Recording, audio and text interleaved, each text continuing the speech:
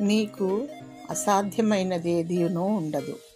మత్తయి సువార్త 17వ అధ్యాయము 21వ వచనం. దేవుని శక్తి మీద ఆధారపడటానికి ఇష్టపడే వాళ్ళకి ఆయన వాగ్దానాలను ఉన్నవి ఉన్నట్లుగా నమ్మి వాటిని తమ జీవితాల్లో నిజం చేసుకోవడం సాధ్యమే. దినదినం నీ భారాన్నంతా ఆయన మీద వేసి శాంతిని పొందగలడం సాధ్యమే.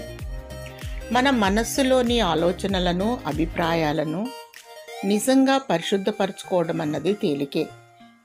ప్రతి దానిలోనూ దేవుని చిత్తాన్ని చూడడం, దానికి నిట్టూర్పుతో కాక సంగీతాలతో తలవంచటం సాధ్యమే.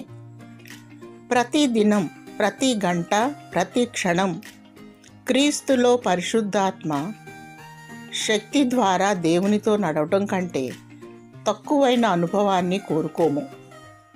మనకిష్టం వచ్చినంతగా దేవుణ్ణి మనం వాడుకోవచ్చు. తన ఖజానా తాళం చెవుల్ని క్రీస్తు మన చేతిలో పెట్టాడు. మనకిష్టం వచ్చినంత తీసుకోమన్నాడు. ఏదైనా బ్యాంకు ఇనప పెట్టి తెరిచి ఒక మనిషిని నీ ఇష్టం వచ్చినంత తీసుకోమంటే అతను ₹1 మాత్రమే తీసుకొని బయటకు వచ్చేస్తే అతడు పేదవాడైనందున ఎవరిది తప్పు? దేవుని ఉచిత వరాలు ఈనాటి క్రైస్తవుల దగ్గర అంత తక్కువగా ఉన్నాయంటే ఎవరిది ఆ తప్పు? మనం తండ్రి వద్ద మనకు సమస్తము సాధ్యమే. అలాంటి దేవుని శక్తిని నీవు పొందుకోవాలని, దైవ దీవెనలు పొందుకోవాలని ప్రభు నీ కోసము సమస్తాన్ని సిద్ధపరిచి ఉంచాడు. నీవు తీసుకోవడం నీకు సాధ్యమే.